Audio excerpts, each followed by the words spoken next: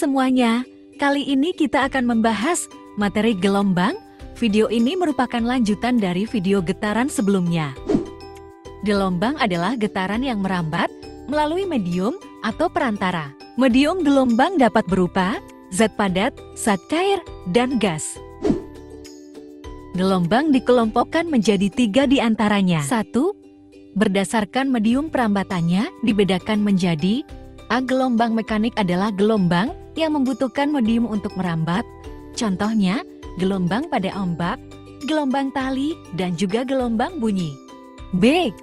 Gelombang elektromagnetik adalah gelombang yang tidak membutuhkan medium dalam perambatannya.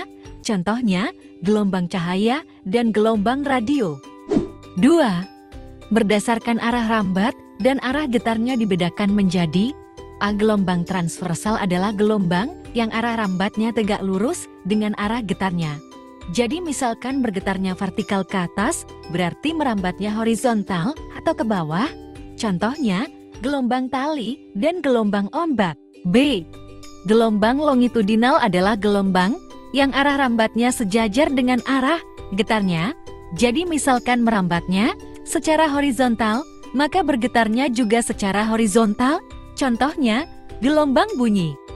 Jadi gelombang bunyi itu berdasarkan arah rambat dan arah getarnya termasuk pada gelombang longitudinal, sedangkan berdasarkan mediumnya termasuk pada gelombang mekanik.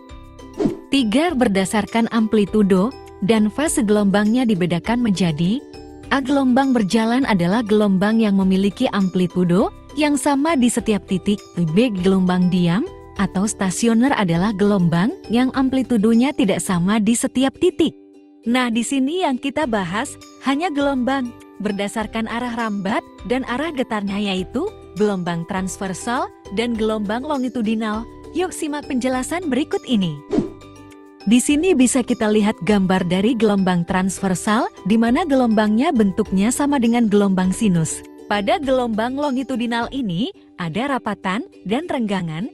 Inilah ciri-ciri dari gelombang longitudinal. Ciri-ciri gelombang transversal adalah memiliki satu bukit dan satu lembah. Pada gelombang transversal dan gelombang longitudinal ada juga yang dinamakan panjang gelombang. Untuk menghitung panjang gelombang transversal, bisa dihitung dari bukit ke bukit atau dari lembah ke lembah. Ini disebut dengan satu gelombang.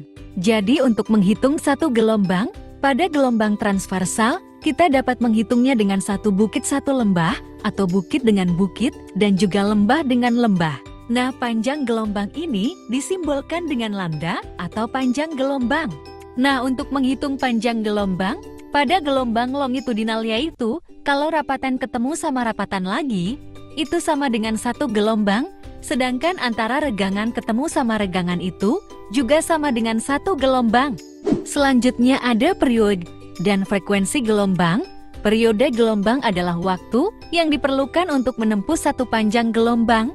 Sedangkan frekuensi gelombang adalah jumlah gelombang yang melewati satu titik setiap sekon atau detik. Untuk rumusnya periode dan frekuensi gelombang dapat dilihat di sini, di mana F sama dengan frekuensi dengan satuan hertz, T besar adalah periode dengan satuan sekon, T kecil adalah waktu dengan satuan sekon atau detik.